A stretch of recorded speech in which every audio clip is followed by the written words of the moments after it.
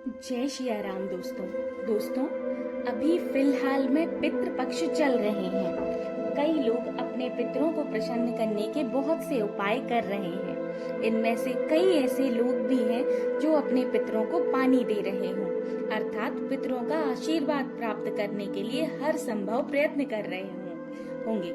लेकिन दोस्तों, कुछ लोग ऐसे भी होंगे जिन्हें ना पानी देना आता होगा, ना ही कोई उपाय या नियम कर रहे होंगे। दोस्तों, सनातन धर्म में पितृ पक्ष में एक एकादशी का अति महत्वपूर्ण महत्व आता है। तो दोस्तों, जो लोग कुछ भी नहीं कर रहे हैं उनके लिए यह खास उपाय है, और साथ में जो कोई इस सब कुछ कर रहे हैं उनके लिए तो अति शुभकारी है। यह पितृ पक्ष में आने वाली एकादशी है। दोस्तों, अगर आप इस एकादशी पे व्रत, पूजन और इसका कथा महत्व पढ़ते हैं तो आपके पितृ आपसे खुश होकर आशीर्वाद प्रदान करते हैं। दोस्तों, मैं आपको इस एकादशी का महत्व, क्यों करना चाहिए, कैसे करना चाहिए, इसका समय क्या है और इसे पितरों को कैसे खुश कर सकते हैं, उनका आशीर्वाद कैसे प्राप्त कर सकते हैं, इसकी पूरी जानकारी देने वाली हूँ। दोस्तों, वीडियो को लाइक जरूर करें, शेयर और सब्सक्राइब जरूर करें। दोस्तों, सबसे पहले मैं आपको ये बता देती हूँ कि सनातन धर्म में अर्थात हिंदू धर्म में पितृ पक्ष में आने वाली यह एकादशी बहुत महत्वपूर्ण होती है। इस दिन भगवान विष्णु की पूजा आराधना और पितरों के नाम से किया हुआ दान पुण्य अति शुभ माना जाता है। दोस्तों, इंदिरा एकादशी, इस एकादशी का जो नाम है वो इंदिरा एकादशी होती है। अश्विन मास के कृष्ण पक्ष में यह एकादशी आती है और पितरों के लिए इसलिए खास मानी जाती है दोस्तों, क्योंकि अगर आपके पितृ 7 पीढ़ी से भी नरक भोग रहे हों या किसी कारणवश उनका उद्धार ना हो रहा हो, तब इस एकादशी का व्रत करने वाला अपने नियम संयम के साथ अपना दान, पुण्य और व्रत का संकल्प अगर अपने पितृ के नाम पर करता है तो जिसके निमित्त यह किया जाता है उसको स्वर्ग की प्राप्ति होती है, वह मोक्षगामी होता है। और जिस नीच लोक में या जिस नीच योनि में वह अपने कर्मों का फल भोग रहा होगा उससे भी उसको मुक्ति मिल सकती है। तो दोस्तों, अगर आपके परिवार में, कुटुंब में कोई ऐसा पितृ है जो मतलब अपनी नीच योनि में है, बहुत खराब योनि भोग रहा है, तो आप एकादशी का व्रत करके उसके नाम से दान पुण्य करके आप उसको दान कर सकते हैं, तो उसका उद्धार होगा। दोस्तों, इस एकादशी के प्रभाव से आपके पितृ और आप स्वयं वैकुंठ को प्राप्त होते हैं।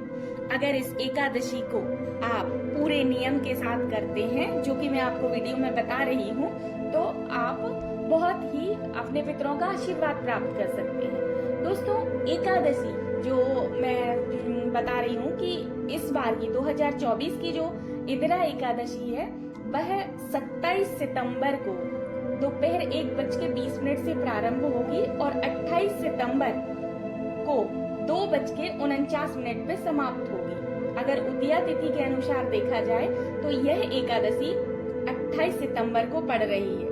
तो दोस्तों, अगर आप भी चाहते हैं अपने पितरों का आशीर्वाद तो एकादशी के दिन अर्थात 28 सितंबर को ब्रह्म मुहूर्त में उठ के स्नान आदि से निवृत्त होकर आप भगवान विष्णु की पूजा अर्चना कीजिए और व्रत का संकल्प लीजिए और भगवान से यह कहिए कि प्रभु, मैं यही इस एकादशी का जो भी मेरा पुण्य होगा वह मैं अपने पितरों के निमित्त दान करता हूँ। और पूरे दिन आप निराहार रह के, आप चाहें तो फलाहार कर सकते हैं, अगर आपकी शक्ति नहीं है तो निराहार रह के या फलाहार करके पूरा दिन व्रत करिए और शाम में जिस किसी मंदिर में जाएं उसमें दीपदान करें। और अगर आप मंदिर नहीं जा सकते हैं तो किसी ब्राह्मण को, और ब्राह्मण ना हो सके तो किसी भी जरूरतमंद को अपने पितरों के नाम पर दान करिए। और पूरा दिन आपको अन्न त्याग करना है। दूसरे दिन 29 सितंबर को सुबह 6:12 से 8:35 तक का समय रहेगा पारायण का। उस टाइम तक आपको पारायण करना है, उसके पहले आपको अन्न नहीं खाना है। और पूरा व्रत समाप्त करके दूसरे दिन भी जब पारायण करने जाएं तो स्नान आदि से निर्वृत्त होकर पूजा अर्चना करें, भगवान से प्रार्थना करें कि एकादशी का जो भी मैंने पुण्य और दान पुण्य से मैंने जो पुण्य अर्जित किया है वह मैंने अपने पितरों के नाम पे दान कर दिया है। उसके बाद पारायण करें। दोस्तों, आप यकीन नहीं मानेंगे, इंदिरा एकादशी से आपके पितृ जो नरकगामी हो रखे हैं वो मोक्ष को प्राप्त होंगे। और मोक्ष, जब किसी को मुक्ति मिलती है तो दोस्तों वो आपको 100% आशीष और ढेर सारा आशीर्वाद देके जाने वाला है। तो दोस्तों, इस पितृ पक्ष में अगर आप कुछ भी कर रहे हैं, तर्पण कर रहे हैं, पिंडदान भी कर लिया है आपने पितरों के निमित्त, सब कुछ कर लिया है, उसके बावजूद भी अगर आप इंदिरा एकादशी का व्रत रखते हैं और उससे अर्जित दान पुण्य को पितरों के निमित्त दान करते हैं तो आपकी सद्गति संभव है दोस्तों। और आप इस लोक में भी पितरों के आशीर्वाद से, क्योंकि भगवान के बाद पितरों का ऐसा आशीर्वाद होता है जिससे आप अपनी जिंदगी बहुत अच्छे से गुजार सकते हैं। तो दोस्तों, ये आपका पूरा जो विधि रहेगी इस प्रकार रहेगी। दोस्तों, इसके पश्चात आप इंदिरा एकादशी के दिन इस प्रकार की कथा भी सुनिए। जो इंदिरा एकादशी का दोस्तों मैं इस वीडियो में आपको बताने वाली हूँ। तो सर्वप्रथम हम कथा पे जाते हैं जो अश्विन कृष्ण एकादशी के नाम से अर्थात इंदिरा एकादशी के नाम से जानी जाती है। दोस्तों, मैं कथा आपको सुना रही हूँ। सर्वप्रथम धर्मराज युधिष्ठिर कहने लगे, हे भगवान, आप कृपा करके अश्विन माह की कृष्ण पक्ष की एकादशी की कथा कहिए। इस एकादशी का क्या नाम है, इसकी विधि क्या है तथा इस एकादशी के व्रत करने से कौन सा फल मिलता है।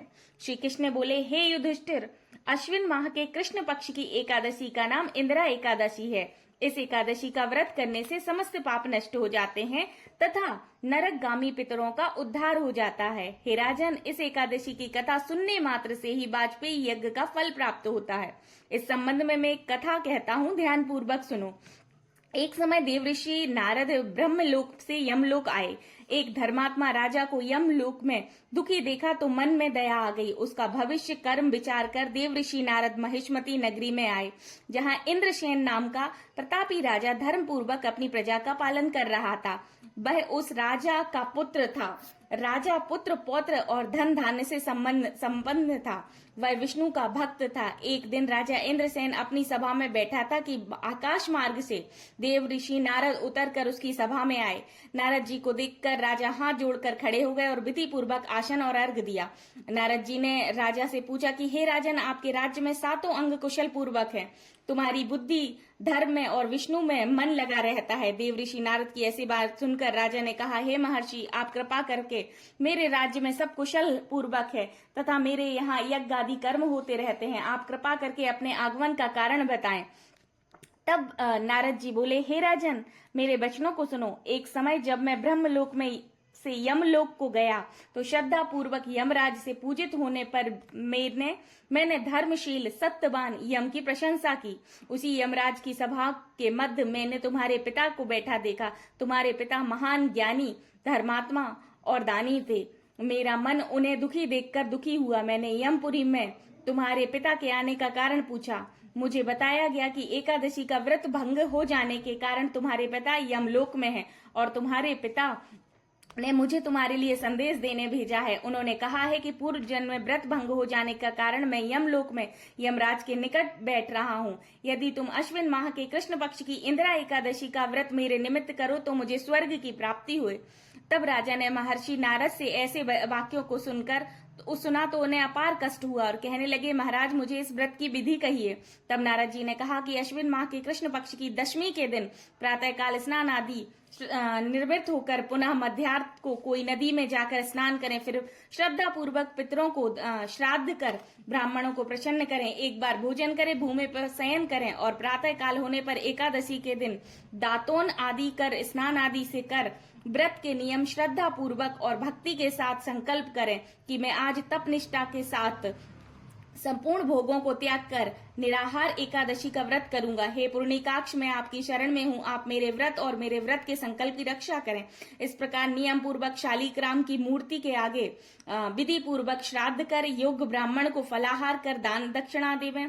पितरों के श्राद्ध से बचा हुआ धान्य गौ को दें। गौ का ग्रास, कुत्ते का ग्रास, ये सब आप दे सकते हैं, अर्थात और इसके बाद धूप, दीप, गंध, पुष्प, नैवेद्य आदि सब सामग्री से ऋषिकेश भगवान का पूजन करें। रात्रि में भगवान के सामने जागरण करें, मिथ्या भाषण ना करें। इसके पश्चात द्वयादशी के दिन आप ब्राह्मणों को भोजन करा के बंधु बांधव सहित आप भी इंदिरा एकादशी का पारायण कर सकते हैं। इस प्रकार तुम्हारा व्रत संपन्न होगा और आपके पितरों को इसका पुण्य मिलेगा और इसके पश्चात आपको भी मोक्ष की प्राप्ति होगी और आपके पितरों को भी। इस प्रकार नारद जी ने पूरी कथा कहकर स्वर्गलोक को लौट गए।